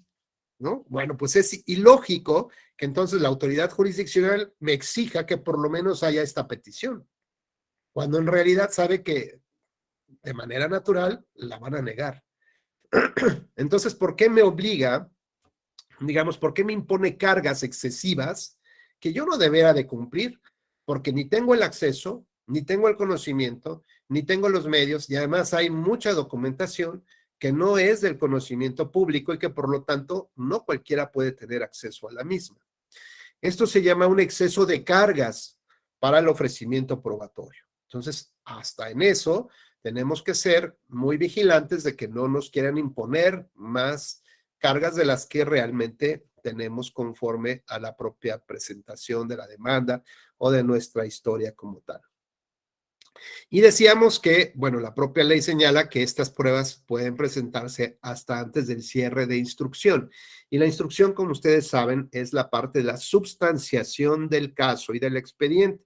Cuando ya no hay más diligencias que realizar porque se estima que todos los elementos están en el expediente, entonces, pues da la posibilidad de poder cerrarlo y entonces se supone ya estudiarlo para dictar la sentencia.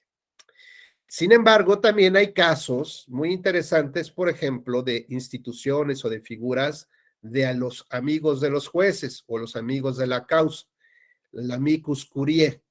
Este amicus curiae, pues lo que busca es presentar, digamos, una información adicional a los jueces que pudiera ayudarles a entender cómo se están resolviendo los casos similares en otros países o cómo se regulan en otras legislaciones como tal.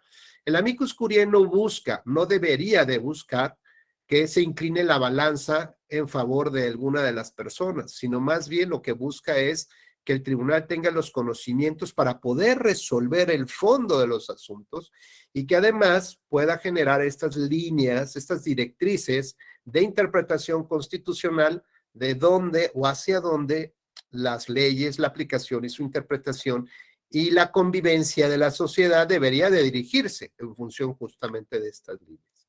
Así que bueno, la pregunta es, ¿se pueden recibir pruebas por parte de un informe amicus curiae?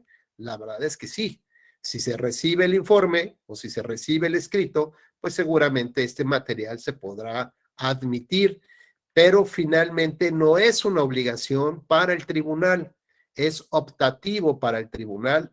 ¿Por qué? Porque puede ser parte de estas diligencias para mejor proveer y que bueno, pues si ya está la diligencia en el expediente, pues simplemente atraerla al conocimiento. Pero de ninguna manera es su obligación recibirla, ni mucho menos. Bueno, pues ya nos vamos acercando hacia el tema de... hacia la parte de preguntas y respuestas. Bueno, ¿cuáles son los medios probatorios que reconoce la materia electoral? Pues prácticamente todos, con algunas excepciones. Y para algunas materias. Por ejemplo, las documentales públicas, las documentales privadas, las pruebas técnicas, las pruebas por presunciones, la instrumental de actuaciones, cada una la iremos viendo con mayor detalle. La confesional, la testimonial, el reconocimiento y la inspección solamente para algunos casos muy concretos y la pericial también para casos muy concretos. Por ejemplo, en materia de nulidad electoral, ¿se puede recibir la pericial? ¿Quién me contesta ahí? En materia de nulidad, adelante Miguel Ángel. Sí, bueno, hay una regla por ahí en la Ley General del Sistema de Medios de Impugnación que dice que cuando se trate de procesos electorales se restringirá la prueba pericial, pero yo creo que es una prueba fundamental para probar diversas cosas y si bien la norma es limitativa en cierto rango, pues habría que ofrecerla y pugnar porque se reciba y se desahogue. ¿Y cuál es la razón de que no se admita esa prueba? Pues lo que se dice es que la rapidez en la necesidad de resolver rápido y de que es muy corto el tiempo, y ese es el argumento que se expresa. Incluso hay un libro muy interesante que es de la Suprema Corte de Justicia, se llama Presupuestos Prácticos para la aplicación de la Ley General del Sistema de Impugnación en materia electoral. Es del magistrado doctor Jorge Mesa Pérez. En ese libro vienen explicadas todas las pruebas y cómo ofrecerse y demás. Y ahí también expresa pues esa situación, ¿no? De que la prueba pericial debería también de ofrecerse y de pugnar porque se recibiera y se valorara. Bueno, sin embargo, evidentemente el tema de las periciales, pues su desahogo puede llevar a la inviabilidad justamente del análisis del caso y de la resolución oportuna. Entonces a mí también me parece que es un tema que abre el debate, bien, pero que el juez tiene que ponderar justamente si ese medio de prueba va a provocar un retraso de la justicia o no. Eso no significa que dentro de las diligencias para mejor proveer, la autoridad jurisdiccional pueda solicitar la práctica de una pericial, ¿de acuerdo? O sea, digamos, la diferencia aquí está en que las partes no pueden ofrecerlas, porque en todo caso el juez tendría la obligación de admitirlas y bueno, pues eso podría generar justamente los retrasos. Pero eso no significa que los jueces no puedan ordenar su práctica cuando lo estimen conducente a partir de esta figura de las diligencias para mejor proveer. Así que tampoco, Miguel Ángel, está cerrada en todos los casos. Y sí podrías un poco animar en tu escrito, decir que si bien es cierto, se reconoce que la ley te limita, aquí es muy importante que bajo el esquema de diligencias para mejor proveer, con mucho respeto, ¿no? Porque entendemos que es una facultad optativa y discrecional, más no arbitraria, discrecional. Pero fíjate que aquí te doy 4 elementos por los cuales sí se considera o sería muy importante que se recibiera la prueba por estas y estas razones, ¿no? Imagínate que si abriéramos una pericial por cada boleta electoral que tuvieran alguna duda sobre la intención del elector, ¿no? Si la marca si donde cruza las dos líneas, ¿no? Es justamente en esa intersección, es el punto donde se llega a la máxima credibilidad de la intención del electorado. Bueno, pues imagínense todo lo que pasaría y jamás resolveríamos ningún caso. Y bueno, finalmente, yo creo que con esto vamos a platicar de las documentales y con eso cerramos nuestra charla del día de hoy. Bueno, las documentales públicas, como comentamos el día de ayer, se encuentran tasadas en la norma y se les asigna un valor probatorio pleno. Pero ya vimos que a partir del sistema mixto y de la sana crítica hay que razonar ese valor probatorio pleno. O sea, no es en automático. Ya vimos que ninguna ley se aplica así en automático. Y entonces hay que razonar si justamente puede alcanzar ese valor o no necesariamente. Y una distinción, por ejemplo, podría ser en cuanto a el continente o la forma y el contenido mismo de la prueba. Entonces, bueno, si bien una prueba, un instrumento notarial por haber sido expedido por un notario hace prueba plena de, pues habría que precisar de qué, ¿no? Entonces, ayer decíamos o comentábamos acerca de una persona que dijo llamarse y que ante él expuso una serie de manifestaciones y tal. Y bueno, y eso es lo que hace prueba plena, más no justamente los alcances que se le quiere dar a las manifestaciones de esa persona que acudió con el notario. Entonces ya tenemos ahí de manera razonada una distinción de por qué una cosa sí hace prueba plena y la otra pues no lo es un simple indicio. Las actas electorales oficiales de las casillas son documentales públicas con valor probatorio pleno. Sin embargo, bueno, como todo lo que hemos dicho, se puede valorar bajo el esquema de la sana crítica. Si resulta que si un acta no está firmada por un funcionario de la casilla, ¿significa que eso prueba que no estuvo el funcionario? ¿La falta de firma? Pues no. Lo que acredita es que no está firmada el acta. Punto. Pero que de ahí yo desprenda que no, que, por ejemplo, o falta la firma de un par de representantes de partido político ante casilla. ¿Eso acredita que no los dejaron ingresar? ¿Que los expulsaron de la casilla? No, solo acredita, digamos, hace prueba plena de que faltan sus firmas y de que hay otras firmas y no están las de ellos. No se le puede dar el alcance que se pretende. Sí me podría generar un indicio. Bueno, pues eso está raro que no hayan firmado. Podría ser, ¿no? Pero pueden pasar muchas cosas, ¿no? Muchas historias del por qué no firmaron. Pero de ahí a que se logre o busque acreditar justamente que se trata de un acto irregular como la expulsión o no, o la falta de permiso para ingresar y ver las actas, pues no, digo, el desarrollo de la jornada, pues no. Entonces necesitamos justamente utilizar la sana crítica tanto para darle el valor probatorio que nos dice la ley, que tienen estos medios de prueba, o bien para desestimar ese valor tasado que establece la ley. Tenemos también, por ejemplo, ¿qué otros documentos se pueden considerar como públicos? Pues cualquiera de los expedidos por las autoridades electorales que se encuentren en original o en copia certificada. Pues también cualquier autoridad, no solamente las electorales, aquellas que estén facultadas, investidas de tener esta competencia para realizarlo, o los que tengan fe pública, de acuerdo con la ley. Y también, por ejemplo, tenemos los casos Los casos, por ejemplo, en los que las autoridades electorales envían a personal, a colaboradores de esa institución a certificar ciertos hechos, como pueden ser las asambleas constitutivas para obtener el registro como partido político. Entonces, más allá de que puede ir un notario o no, si no está ese notario, pues van las autoridades electorales a certificar. ¿Eso significa que las autoridades electorales tienen fe pública? ¿Alguien quiere responder ello?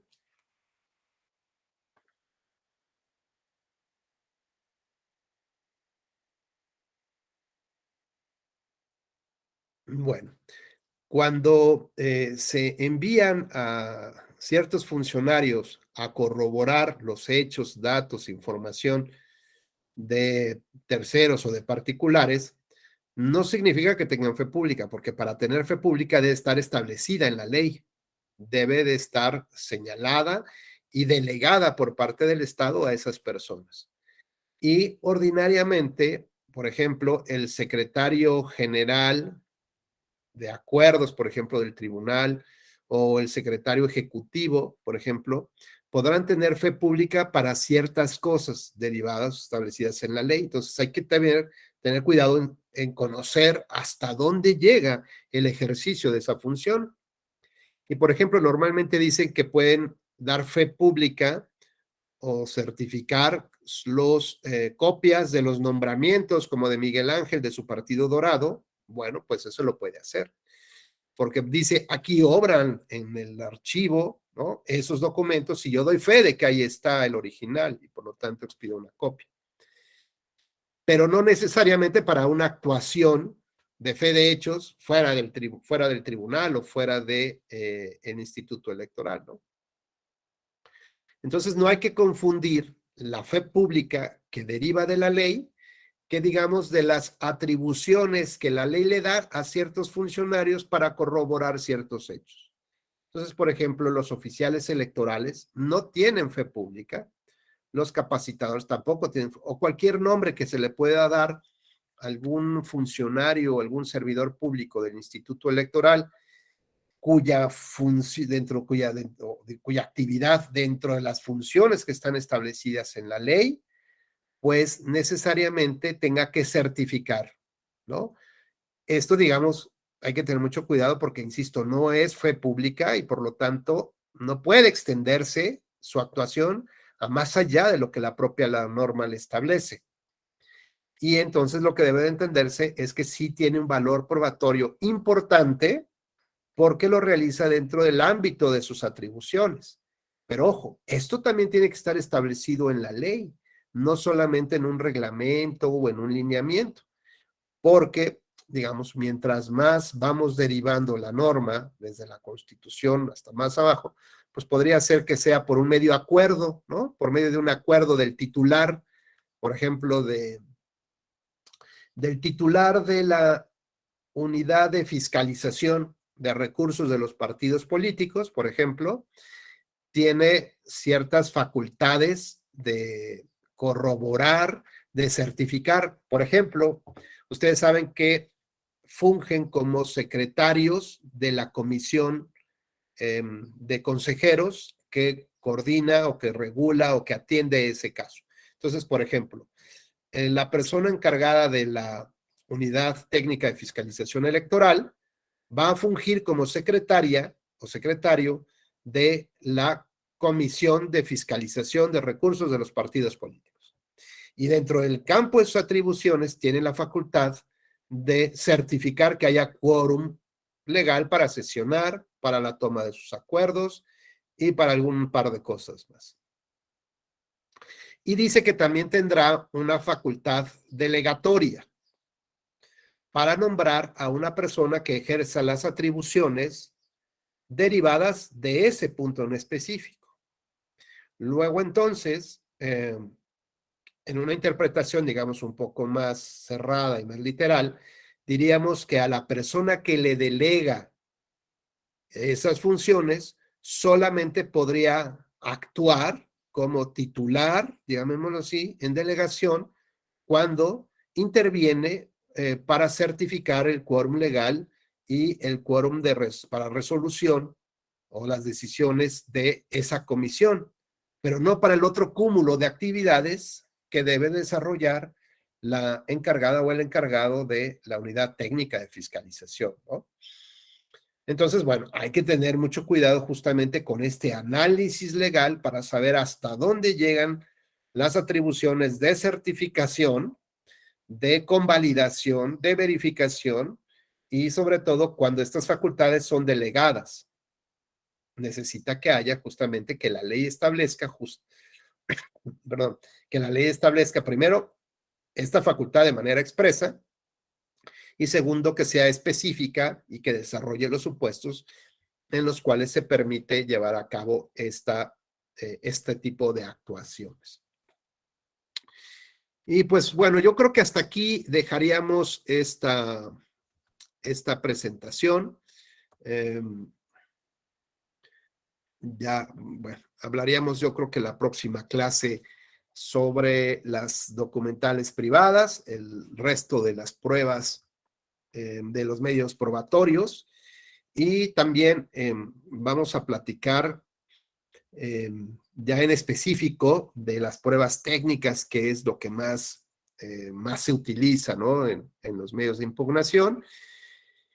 Y finalmente quisiera yo cerrar el día de mañana con los estándares probatorios ante la Corte Interamericana de Derechos Humanos, ¿no? Con lo cual ya nos daría un panorama mucho más general de cómo opera el sistema probatorio en México desde el punto de vista constitucional, legal y a partir de la visión de un tribunal regional o internacional como es la Corte Interamericana, ¿no?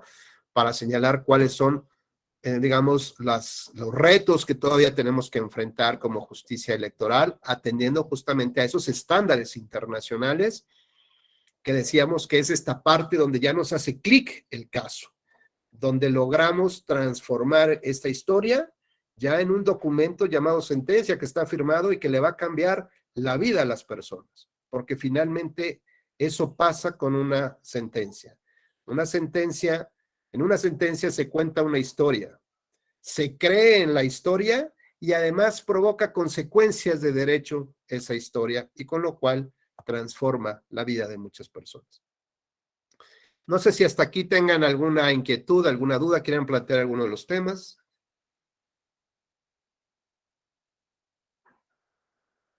Por favor, Miguel Ángel, gracias. Sí, nada más aquí comentar una anécdota que cuando pues empezábamos a practicar el tema de las demandas en materia electoral, en el argot de los abogados electorales, pues siempre se dijo que si se enunciaban las pruebas como documentales públicas o privadas, no eran electoreros, sino que eran civilistas o de otro tipo de materia, y se hacía una especie como de denostación o discriminación de la demanda que se veía de esa forma, ¿no? Pero aquí se ve la parte más profesional donde se distingue la pública, la privada, la doctrina y todo, y eso fue muy divertido, ¿no? Le escuché en aquel entonces que como los abogados electorales desde ahí como que, este no es electorero porque la describe completa y nosotros lo que hacemos es documental, 2 puntos, consistente en esto o en esto, ya fuera pública o privada, ¿no? Y esa es una anécdota que gracias. Gracias, Miguel Ángel. Jorge, por favor, ahora sí estamos ansiosos de escuchar tu historia.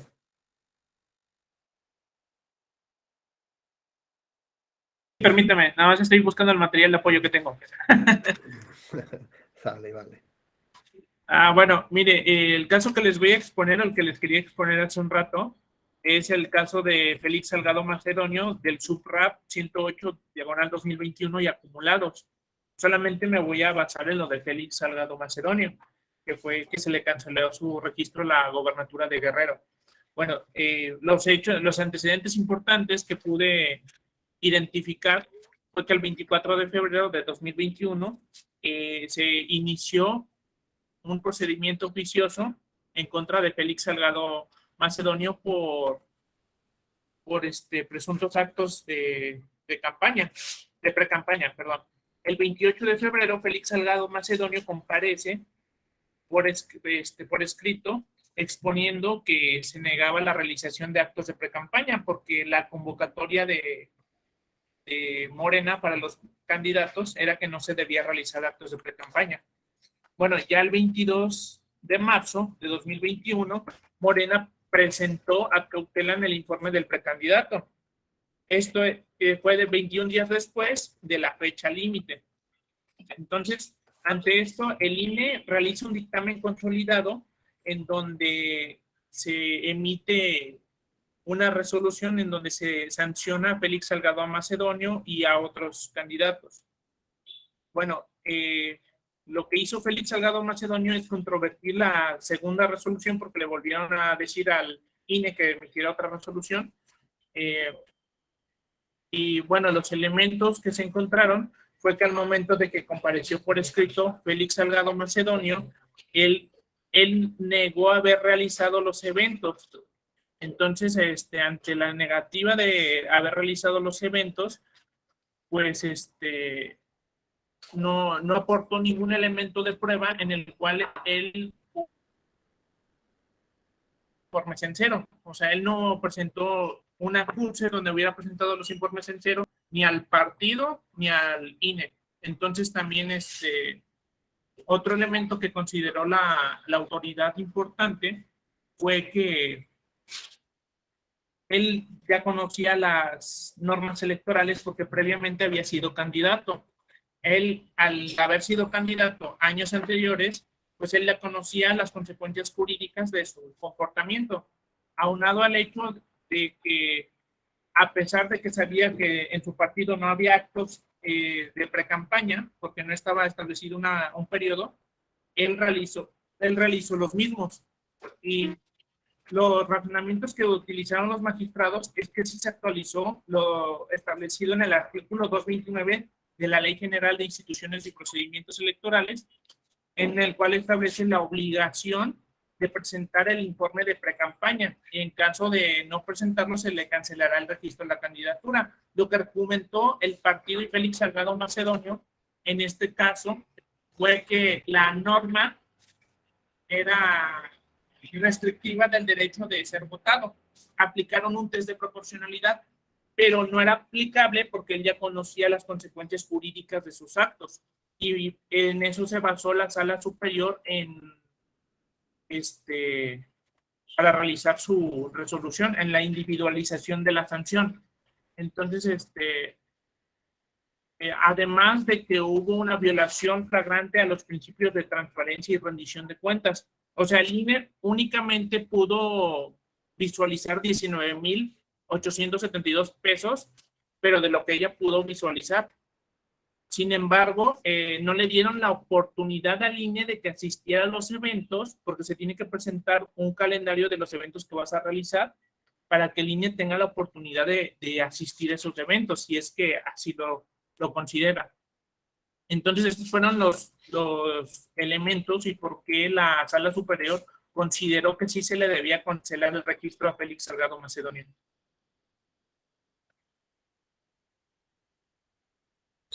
Correcto. Bueno, y en tu opinión, ¿cuáles crees que hayan sido las pruebas fundamentales para acreditar esta historia?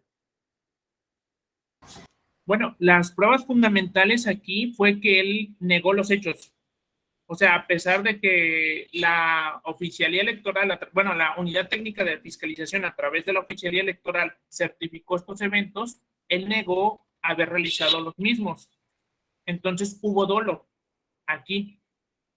Y más que nada, él también, al haber sido candidato a años anteriores, al ser un hecho público y notorio de haber sido candidato, él conocía las consecuencias jurídicas de sus actos y el hecho de que también Morena presentó el informe de manera posterioridad, 21 días después de la fecha límite. Creo que son las pruebas suficientes para llegar a la conclusión de cancelarle el registro de la candidatura.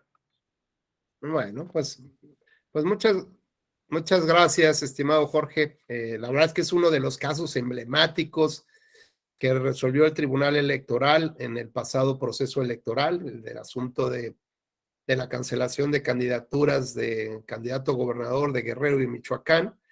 Y la verdad, bueno, pues da mucho que pensar, mucho que analizar. Hay otras,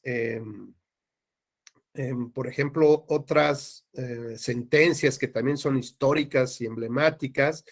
como el caso de la nulidad de la elección de Iliatenco en Guerrero, por violencia política de género, por ejemplo. En fin, ahí está otra también de un municipio en Jalisco sobre la intervención de un ex, digamos, alto clero, o no sé si en ese momento tenía vigente, digamos, su calidad de jerarca de la Iglesia Católica, y comunicación por Twitter o por redes sociales sobre algún tema en específico. Fíjense cómo a final de cuentas, lo que tenemos en todas estas, en todos estos casos, los elementos comunes que tenemos son pequeñas partecitas de la historia que están probadas. Por ejemplo, un tweet, un gasto de campaña o de precampaña, un no registrar de manera oportuna o transparentar de manera oportuna o rendir las cuentas de manera oportuna. Tenemos pequeñas partecitas de la historia que están probadas. Lo que no tenemos es justamente cómo probamos la conclusión a la que queremos llegar de ello. Y en este proceso, para llegar a esa conclusión, necesitamos conectar cada uno de estos puntos neurálgicos para construir una historia, narrar la historia. Y esa narración tiene que ver con el razonamiento jurídico, tiene que ver con la posibilidad después de plasmarlo, digamos, ya sea de manera en un documento o vertirlo de manera oral ante otra autoridad o ante una autoridad, con el efecto de generar una buena comunicación, de generar empatía y a final de cuentas generar un convencimiento a partir de la acreditación de estos especie de checklist, de estos estándares probatorios, para finalmente llegar ya a una conclusión probatoria. Y esta conclusión, en este momento, cuando tenemos en nuestro análisis que estamos seguros que sí se está probando lo que estamos diciendo, es el momento más importante para reflexionar si realmente todo eso que digo está probado. Es decir, si esa conclusión está probada. Si hay una afectación a principios, si hay una afectación grave a los principios, si además acredito de manera aritmética o cuantitativa o objetiva o cualificada, digamos, esa violación y que harían un cambio real en la conducción del proceso o en sus resultados, entonces es en ese momento cuando tengo que analizar con toda la tranquilidad y ver si mi conclusión está soportada solamente con alfileres, si realmente hay un paso natural entre cada uno de estos puntos probados, que de manera lógica, natural, coherente, de fácil entendimiento, pueda ir dando, digamos, brincando a partir de inferencias, es decir, de lo probado a lo no probado, es decir, al siguiente punto, este salto, finalmente son las inferencias, para poder entonces llegar justamente a este punto de la conclusión, y con esto prácticamente tendríamos por probado, digamos, nuestra conclusión, y casi a punto de convencer al juez de lo que pretendemos. Pues, estimadas compañeras y compañeros, me dio mucho gusto saludarlos este día. Y bueno, pues todavía tenemos una charla más para el día de mañana y solamente me resta agradecerles su gentil escucha, como siempre, su participación, que de verdad se los agradezco mucho porque esto nutre, alimenta mucho a todos los demás. Y bueno, más que pues desearles una feliz tarde y nos vemos el día de mañana. Gracias, buenas. Gracias. Gracias.